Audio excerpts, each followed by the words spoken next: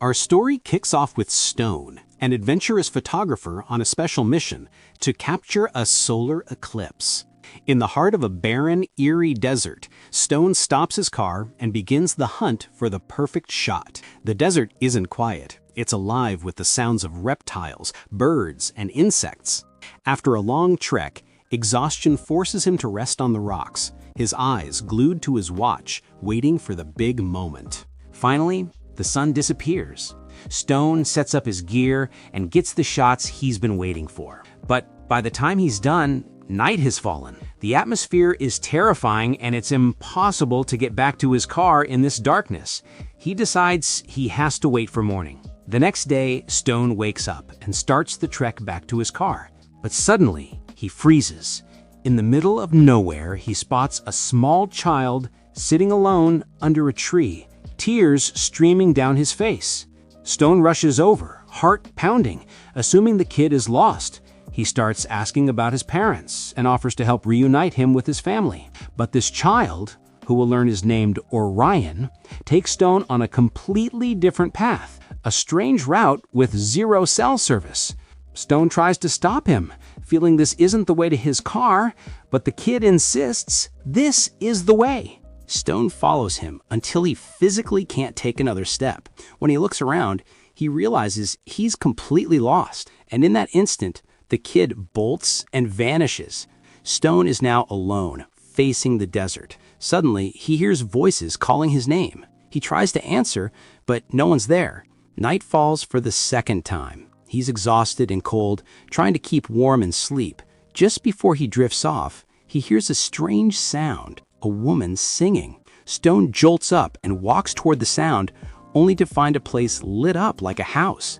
He sees the silhouette of a woman walking outside, who then goes in and shuts the door. Stone runs toward it, climbs down a bizarre ladder to the house, and starts banging on the door frantically. No answer, but Stone is sure he saw someone. He decides to open the door himself, and there she is, a woman, who we'll learn is Alina, standing there, cooking calmly. Stone walks in, disbelieving. He starts firing questions. How does he get out of here? Does she have a phone? But the shocker? Alina is completely uninterested in his words. She just offers him food like nothing is weird at all. Stone is baffled. How is this woman living alone out here? But he's dead tired and starving. He has no choice but to sit and eat. Even the food is as strange as she is. He tries to tell her about the kid who tricked him, but she's still not interested. He asks her name. She doesn't answer. All she tells him is to sleep and rest. Utterly exhausted, Stone listens and heads to the bed. As he's dozing off, he sees her changing her clothes right in front of him. He's weirded out, but tries to ignore it and just sleep. The next day, Stone wakes up, determined to leave. He grabs his gear, heads outside, and finds the first shock. He finds the ladder he used to get down. The top half is there, but the bottom half, it's gone, vanished. He looks back inside and sees Alina is still asleep. He decides to wait for her to wake up. In the meantime, he walks around the house and finds strange drawings on the rocks. He pulls out his camera and starts documenting everything. Suddenly, he hears her voice. She's awake and working. Stone runs to her, telling her about the missing ladder, but she says she doesn't know where it is, only that people use it to come down. And, more importantly, there is no other way to get out. Stone doesn't give up. He decides to climb the rocks himself. He manages the first few feet, but the height is too great. He can't make it. He gives up for now and goes back to help Alina with her chores. Days pass. Stone is living on the hope of finding a way out. One night, he wakes up to a strange noise. It's coming from Alina's direction, but she's fast asleep. He gets up to find the source, but finds nothing. More days pass. Nothing changes. Stone decides to make a desperate attempt. He grabs a hammer from Alina's tools, ties it to his hand with a rope to use as a climbing pick. As he's trying to climb, something is suddenly thrown at him from above. Stone is startled, loses his balance, and falls hard to the ground, blacking out. He wakes up at night and discovers the disaster. The hammer in his hand impaled his leg. He screams in agony until Alina hears him and comes running. She removes the hammer and takes him inside to treat the wound. In his delirious state, Stone sees faint images of children around him. When he fully regains consciousness and gets to his feet, he storms outside, losing his mind. He looks at the ladder only to see that the remaining part is also disappearing. At this point, Stone explodes. He grabs Alina and starts screaming at her, accusing her of being responsible, demanding she tell the people he senses are out there to let him go. Alina just smiles strangely, turns and walks back inside. Stone feels a new surge of hope when he hears someone calling his name again. This time, he looks up, and there's actually a man standing there. The man offers to get a rope and pull him up. Stone can't believe his ears. He waits for the man to return. While waiting, he pulls out his wallet, his ID, his business card, as if saying goodbye to the identity and the life that were stolen from him. Finally, the man throws down the rope and tells him to tie himself securely. Stone ties the rope and the man starts pulling him up. But halfway up, the pulling stops. The man's voice vanishes. Stone screams for him frantically. Alina watches from her window, seeing him hanging there like bait. Stone tries to pull himself up, but he fails. He starts losing consciousness, fighting to keep his eyes open. Suddenly, the rope starts shaking violently. Stone looks up and sees a group of young men and children.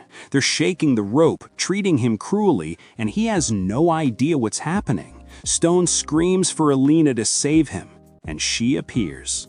She starts speaking to them in a strange language. We learn this is how they communicate, until they stop shaking the rope. By then, Stone is completely unconscious. Alina goes back down and enters her house.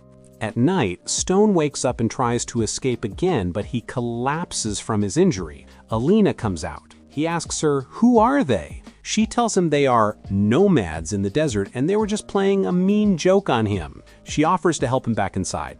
Stone refuses and tells her to let him go. And that's when Alina delivers the terrifying line, "You belong here now. You can't leave." Stone doesn't understand what she means. She just smiles and goes inside. Suddenly, the group of young men appears again, surrounding him, staring at him in total silence. Stone realizes he has no one else. Defeated, he goes back to her. They eat dinner together and she gives him new clothes to replace his ruined ones. The next day, as he's sitting outside helping her, the same man from the cliff appears. He lowers a rope with food and water and tells Stone to take it. We learn this is their system. They send her supplies every so often so she can survive. Stone tries to ask her about them, but as usual, total silence. Just then, Stone hears someone screaming outside. He runs out to see what's happening. He's shocked to see the group of boys holding someone else. They speak to him in their strange language, then let him go and run off. Stone runs back inside, hysterical, screaming at Alina. She's terrified of his shouting and tries to calm him down. The next day, Stone is trying to plant something. Suddenly, a child named Lepus appears. Lepus is different from the others, and for the first time, Lepus speaks to Stone in plain English. He wants to learn about planting and about the world Stone came from. Stone can't believe he's finally found someone to talk to. Night falls and Stone is inside with Alina. He notices a picture of an elderly woman on the wall. He asks who she is. Alina says she is the Great Mother, her mother or grandmother, and through her words, Stone discovers the biggest nightmare. She's pregnant, and the baby is his. We learn she was intentionally trying to get close to him for this exact purpose. Stone becomes furious, screaming at her, telling her he'll never have a child with someone like her, someone who just passively accepts what's happening to them. Days pass, and Stone resigns himself to his fate. One day, Lepus appears again. Stone promises to teach him everything and tells him that Alina is pregnant and needs help. Lepus is sympathetic and wants to help them. Stone asks him for the impossible, to help them escape. Lepus agrees. He tells Stone to be ready. He will come and get them out. This gives Stone a new, desperate hope. But just then, one of the older boys appears. mocking Stone, and drags Lepus away.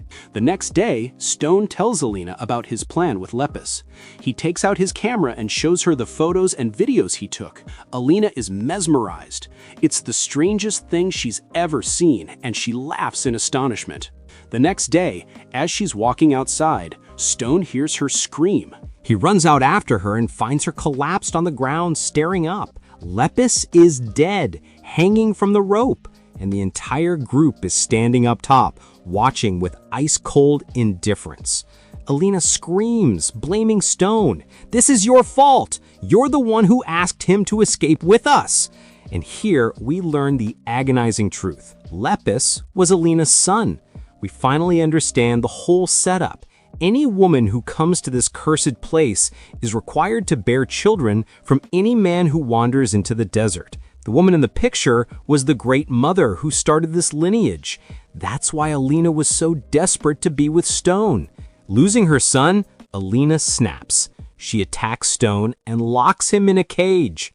Days pass. She throws him tiny scraps of food to keep him alive. While in the cage, Stone senses someone on the cliff. He looks up and sees a normal-looking girl. He begs her for help. The girl leaves to get something to help him. Stone is overjoyed. He's finally getting out. But suddenly, the boys appear again, dragging the girl with them, and they kill her right in front of him. Stone screams, banging on the cage, but it's useless.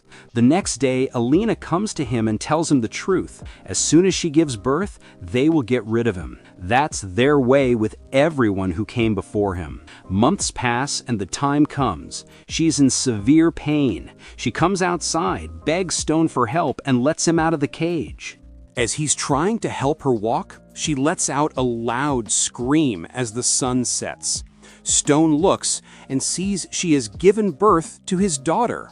She hands him the baby to hold, and in that instant, from behind him, one of the boys appears and kills Stone in cold blood. Days pass. Alina continues her life, raising the girl. Stone's body is left to rot in the desert. They got what they wanted. Alina had a child, and now they wait for the girl to grow up, so her fate will be the same as her mother's and all the mothers before her. And the film ends on that horrific shot.